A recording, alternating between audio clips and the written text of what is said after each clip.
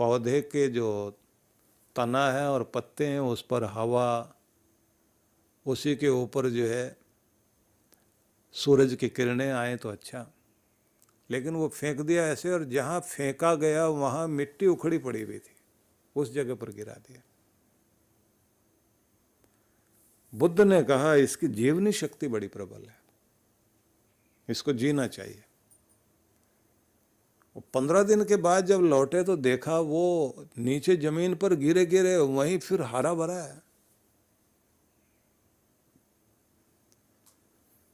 तो उन्होंने मुस्कुरा कर कहा, देख रहे हो इसको, इसकी प्रबल जिजीविषा जो है, विपरीत परिस्थिति में इसके अंदर प्राण संचार किए हुए, जहां से इसको एक तरह से मृत्यु दे दी गई थी, इसने वहीं से जीवन को खींच लिया। जीवन रस ये इसकी 2-3 जो जड़ों के अंदर से निकली हुई शाखाएं थी, जड़ की भी शाखाएं होती हैं, वो जो निकली हुई थी उन्होंने जमीन के अंदर प्रवेश करके वहीं से रस संचार करना शुरू कर दिया। ये जो जीवनी शक्ति है ये बहुत बड़ी चीज होती है। और जब आदमी के अंदर जो है, क्यों जिए, किसके लिए जिए, अब जी के करेंगे भी क्या, जब ये भाव आने लग जाते हैं तो ये बात ध्यान रख लीजिए कि जीवन उस समय व्यक्ति का कमजोर पड़ने लगता है। तो मैंने आपको इसलिए ये मंत्र सुनाया कि जब भी अवसर मिले भगवान से प्रार्थना करनी चाहिए, जिससे हमारे अंदर बल आए, शक्ति आए। और बल के लिए जो है ना, जैसे ऋग्वेद में एक मंत्र है, बलम धेहि तनुषु नो बलम इंद्रा नड्सु नह बलम तोकाय तनयाय जीव से त्वम ही बलदा असि। तो यहां कहा इंद्र ही बलदा असि, परमेश्वर आप ही हमें बल देने वाले हो, हमारे मन में, हमारे तन में, हमारी बुद्धि में, हमारी आत्मा में शक्ति देने वाले आप ही हो। इंद्र ही बलदा असि। तो यही प्रार्थना करें कि तुम ही बल देने वाले हो। तो आखिर में शब्द है ना, त्वम ही बलदा असि, तुम ही बल देने वाले हो। नह तनुषु बलम धेहि, हमारे शरीरों में बल धारण करवाओ। अनड्सु नह बलम, और हमारे आसपास रहने वाले जो पशु हैं जिनके साथ जीवन चलता है, चाहे गायें हैं, घोड़े हैं, पंचग्राम्य पशु माने गए वेदों में कि 5 ग्राम्य पशु होते हैं, पंच लताएं और पंच विटप।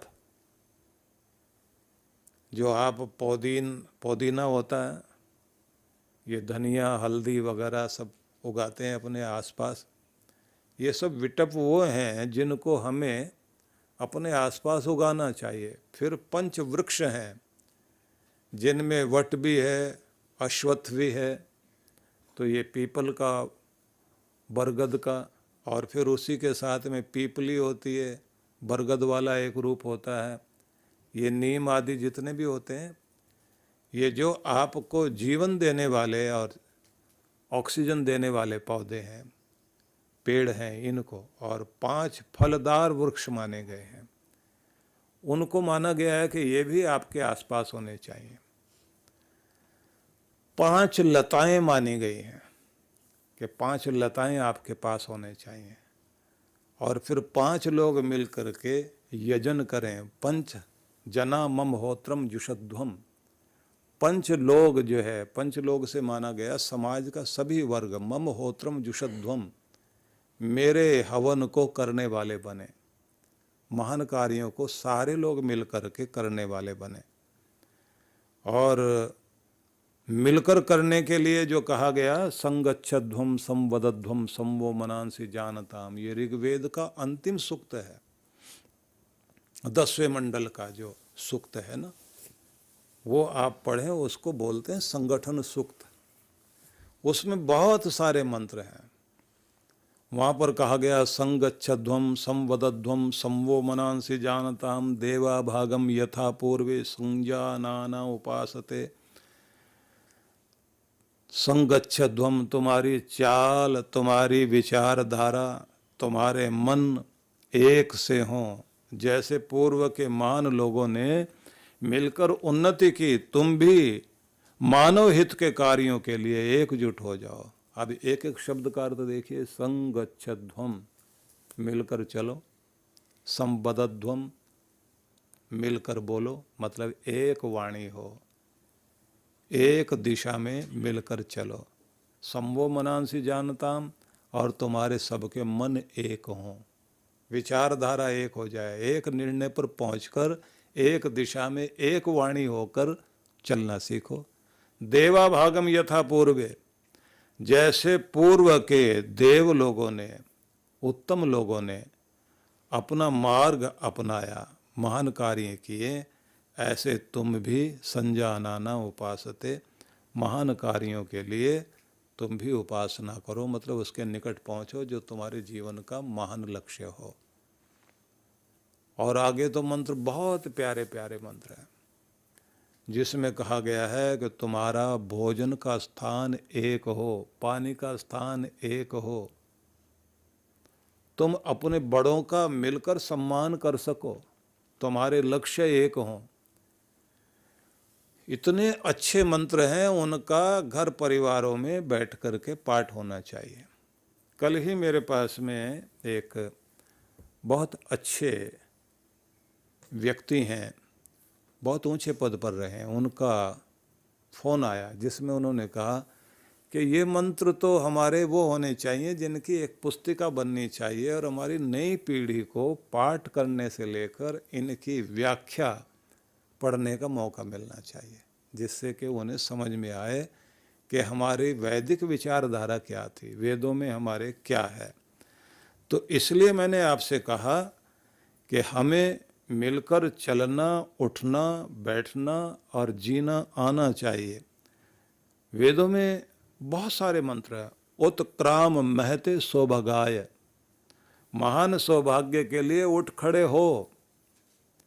तो जो मंत्र मैं सुना रहा था पहले उस पर चलें, क्योंकि ये तो मैं एक मंत्र से दूसरे मंत्र में चला गया हूँ। तो मंत्र देखिए, बलम धेहि तनुषु नो बलम इंद्र अनट्सु नः, बलम तोकाय तनयाय जीव से त्वम ही बलदा असि। त्वम ही बलदा असि, तुम ही बल देने वाले हो। कौन? यहाँ इंद्र शब्द का प्रयोग किया, ऐश्वर्य देने वाले भगवान, आप ही बल देने वाले हो। तो नह तनुषु बलम देहि, हमारे शरीर में बल दो। और फिर साथ में कहा कि जो हमारे पशु हैं उनको भी बल से युक्त करो, रोगी ना हो। देखा जाए तो वन में रहने वाले जितने भी पशु पक्षी हैं, बूढ़ा है या बच्चा, सब मिलकर एक साथ दौड़ते हैं। और वहाँ पर कोई क्लिनिक भी नहीं है, कोई हॉस्पिटल भी नहीं बना हुआ कि बीमार है तो उनका कोई इलाज करने के लिए आए।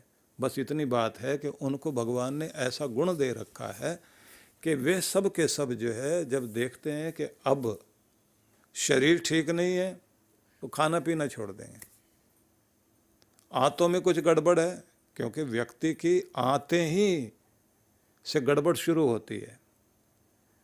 हमारी आंतें निर्मल रहें तो हम स्वस्थ रहें। तो ये क्या करते हैं कि शेर चीते तक जा कर के घास खाने लग जाते हैं, उस समय कोंपले तोड़ के घास की वो चबाने लगते हैं।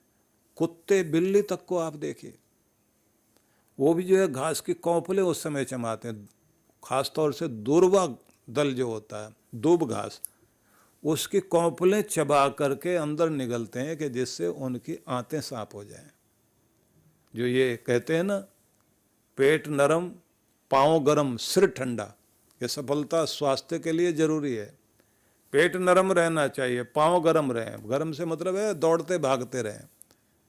और वैसे भी आपका ब्लड संचार जो है, ब्लड सर्कुलेशन, वो आपके टांगों से पाँव तक आना चाहिए। जिनको शुगर की प्रॉब्लम रहती है उनके पाँव जो है उनमें गड़बड़ होनी शुरू हो जाती है, और गैंग्रीन भी सबसे पहले जो है पाँव के अंगूठे और उंगलियों में आनी शुरू हो जाती है, ब्लड सर्कुलेशन में कमी आती है। तो आपको तो पाँव की मसाज भी करते रहना चाहिए, ब्लड सर्कुलेशन बहुत ज़रूरी है। चलते फिरते रहें तो ये बहुत अच्छा है, चलना सबके लिए ज़रूरी है। पेट नरम, पाँव गर्म, सिर ठंडा, दिमाग को ठंडा रखना चाहिए। उसके बाद आगे तुक मिलाई गई कि डॉक्टर आए तुम्हारो डंडा, मतलब डॉक्टर की फिर ज़रूरत है ही नहीं। जो डॉक्टर साहब कहते हुए हाथ जोड़ते घूमते हैं ना, तो वही कहते हैं ना, बीमार को आपने देखा होगा कि एक उम्र होती है आदमी की डायरी में न जाने किस किस के फ़ोन नंबर होते हैं। एक टाइम ऐसा आता है जब बिजनेस वालों के ही फ़ोन नंबर होते हैं, और बुढ़ापे में आदमी के पास सिर्फ डॉक्टरों के ही नंबर होते हैं ज़्यादातर। आँख वाला यहाँ बैठता है, उसका ये नंबर है। दांत वाला यहाँ बैठता है, उसका ये नंबर है। जोड़ों के दर्द वाला इधर डॉक्टर है, उसका भी नंबर ले रखा। 20 डॉक्टरों के नंबर हैं उसके पास में, बस वही प्यार के काबिल लगता है उस समय। तो डॉक्टर को की तरफ दौड़ना ही नहीं पड़ता।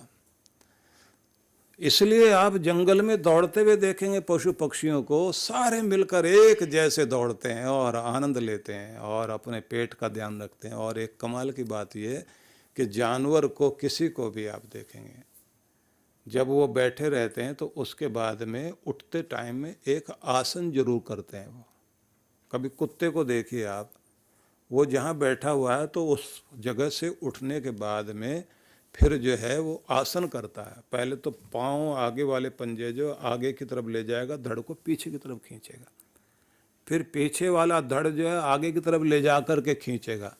उसके बाद उसे लगता है कि अभी एक्सरसाइज पूरी हुई नहीं है, कंधों की गर्दन की तो हुई नहीं, तो सिर गोल गोल घुमाएगा, मतलब झटका देगा पाँव अपने सिर को।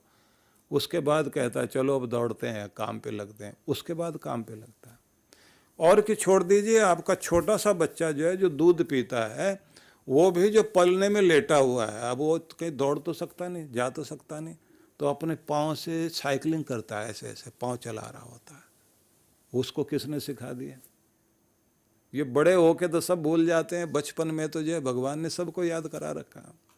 सब हरकत में आते हैं आदमी को छोड़ के। जो ये बहुत इतना बड़ा खरबूजा रखा हुआ ना गर्दन के ऊपर, ये दिमाग इतना बड़ा रखा हुआ है, ये सब रखने के बाद आदमी बहुत अपने आप को अक्लमंद मानता है। लेकिन ये अक्लमंद कम है, अक्लबंद ज़्यादा है। क्योंकि हम अपने आप को सबसे ज़्यादा प्यार करना चाहिए, अपने स्वास्थ्य के लिए समय निकालना चाहिए। अगर नहीं निकालते हैं तो फिर अक्लमंद नहीं है, फिर तो अक्लबंद है। हमें अपने आप को बुद्धिमान बनाए रखने के लिए स्वास्थ्य पर विशेष ध्यान देना चाहिए। तो मनुष्य के संग में रहने वाले पशु भी बीमार, और मनुष्य तो बीमार है ही।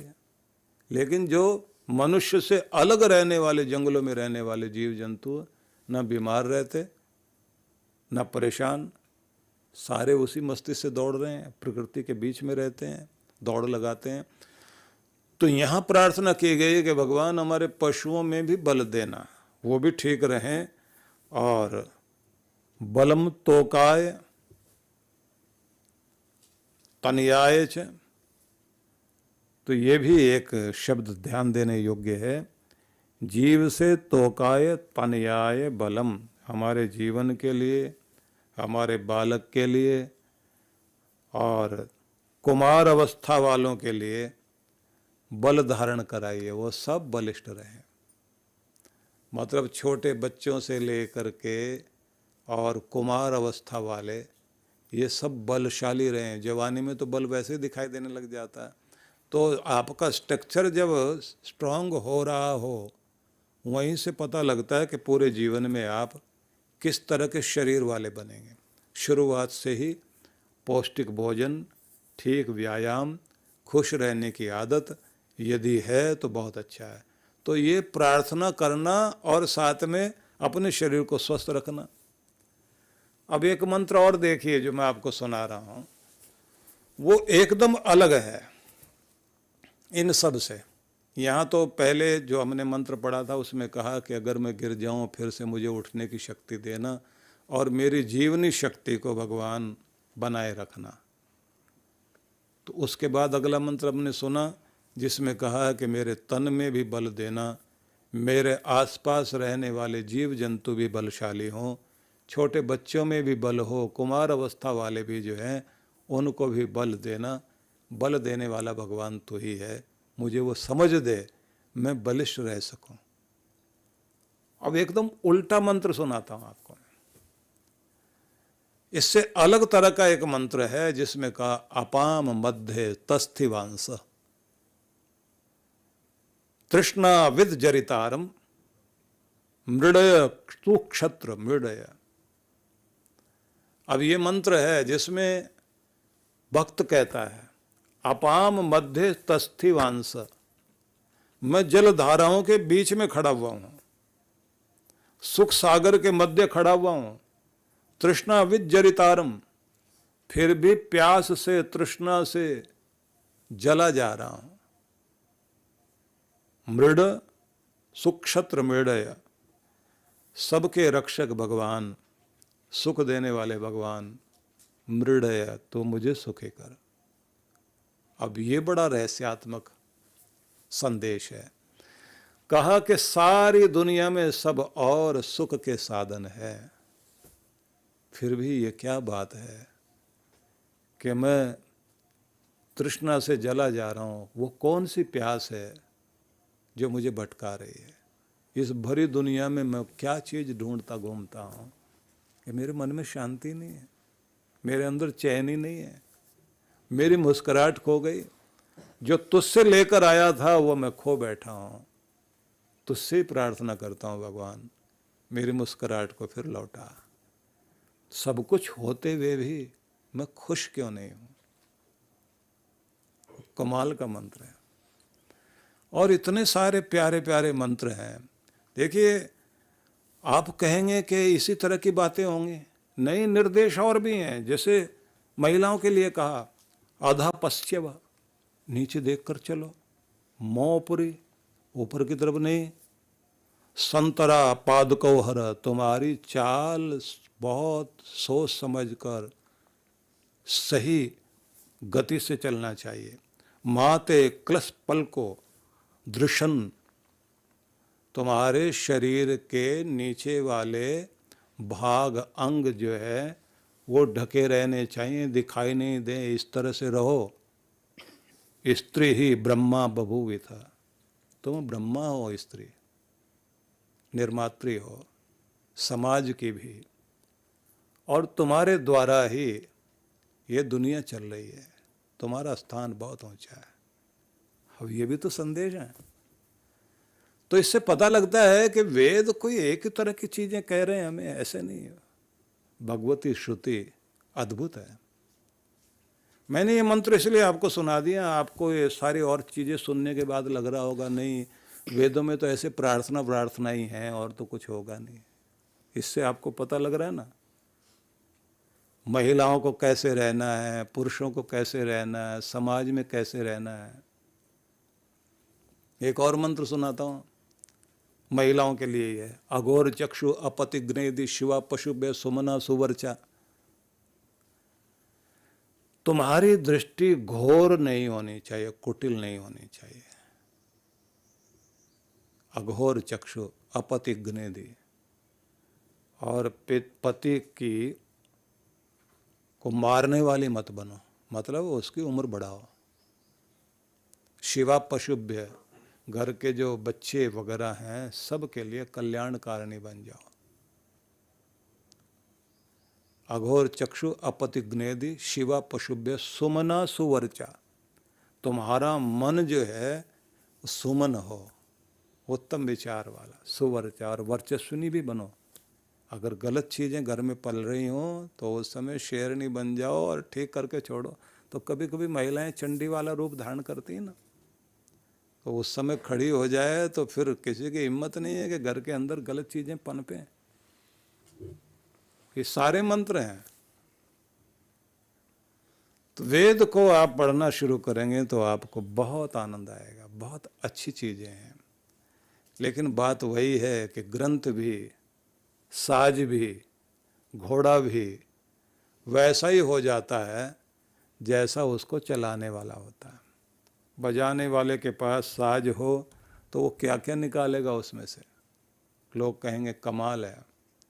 तो ऐसे ही जब आप समझदार बन करके ग्रंथ के साथ न्याय करने बैठते हैं तो फिर ग्रंथ आपको न जाने कितना आनंद देता है, खुद को ही आनंद आने लग जाता है। सद्गुरु श्री सुधांशु जी महाराज द्वारा मानव सेवा को समर्पित संस्था विश्व जागृति मिशन वर्ष 1991 से धर्म, समाज एवं मानवता की सेवा में संलग्न है।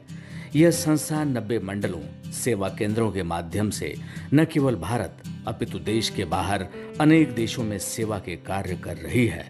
संस्था की स्थापना से लेकर अब तक विगत 30 वर्षों में जहां लोगों को सन्मार्ग पर प्रेरित करने के उद्देश्य से गुरुवर ने 7000 से अधिक प्रवचन दिए हैं, वहीं देश के राज्य की राजधानियों व प्रमुख नगरों में लगभग 40 आश्रम, 25 मंदिर, सत्संग भवन व ध्यान साधना केंद्रों का निर्माण हुआ है। दिल्ली में करुणा सिंधु धर्मार्थ अस्पताल एवं फरीदाबाद के आरोग्य धाम अस्पताल में लाखों जरूरतमंद रोगियों का उपचार व ऑपरेशन किया गया है। अनाथ गरीब बच्चों के लिए सूरत में अनाथाश्रम, दिल्ली एवं कानपुर में गुरुकुल, फरीदाबाद में ज्ञानदीप विद्यालय, मुरादाबाद में सृजन प्राइमरी स्कूल, झारखंड के रुक्का खूंटी गांव में आदिवासी बच्चों के लिए 2 पब्लिक स्कूल समेत दिल्ली में उपदेशक महाविद्यालय भी बनाया गया है। इन शैक्षणिक संस्थाओं में लगभग 2500 बच्चों को शिक्षित व संस्कारित किया जाता है। दिल्ली के आनंदधाम आश्रम में जहां वृद्धाश्रम एवं वानप्रस्थ संचालित हैं, वहीं आश्रम की कामधेनु गौशाला में 125 गौओं की सेवा की जाती है। कामधेनु गौशाला की तरह ही देश के प्रमुख नगरों में 7 अन्य गौशालाएं भी संचालित हैं। साथ ही पूजा पाठ, यज्ञ अनुष्ठान से लोगों में धार्मिक भावना जागृत की जाती है। ओम अग्नये सप्तजिह्वाय स्वाहा, ओम अग्नये हव्यवाहनाय स्वाहा, ओम अग्नये शोधनजाताय स्वाहा। गरीब जरूरतमंद महिलाओं को सक्षम बनाने के लिए जहां कई तरह के प्रशिक्षण दिए जाते हैं, वहीं गरीब कन्याओं के विवाह में सहयोग भी किया जाता है। प्राकृतिक आपदा जैसे कि बाढ़, भूकंप, तूफान आदि में जहां मिशन द्वारा प्रधानमंत्री राहत कोष में सहयोग किया जाता है, वहीं जैसे वर्तमान में चल रही महामारी कोरोना संकट काल में जरूरतमंदों को भोजन, राशन किट व सांसों के संकट से जूझ रहे जरूरतमंद मरीजों को देश विदेश से मंगाकर ऑक्सीजन कंसंट्रेटर बांटे गए। मानव सेवा को ईश्वर भक्ति मानते हुए सेवा परमो धर्म के भाव से विश्व जागृति मिशन के सेवा कार्य निरंतर जारी हैं। आइए मिशन के सेवा पथ पर बढ़ते कदमों में कदम से कदम मिलाकर चलें और मानवता की सेवा में दान सहयोग कर पुण्य के भागीदार बनें।